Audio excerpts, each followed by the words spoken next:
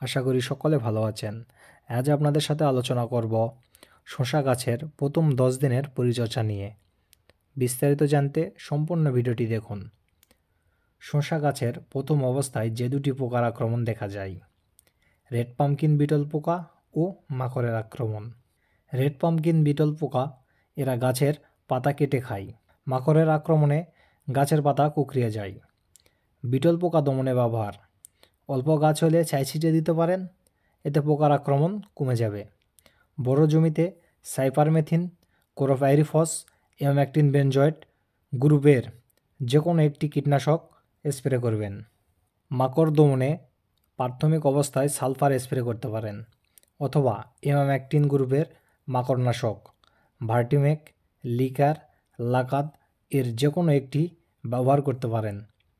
পোকার আক্রমণ বেড়ে গেলে একসাথে 2 পোকা দমনে ইমামেকটিন প্লাস ইমামেকটিন বেনজয়েড গ্রুপের কীটনাশক সিয়েনা অথবা পাইন স্প্রে করতে পারেন, অথবা ডাইমেনশন স্প্রে করতে পারেন।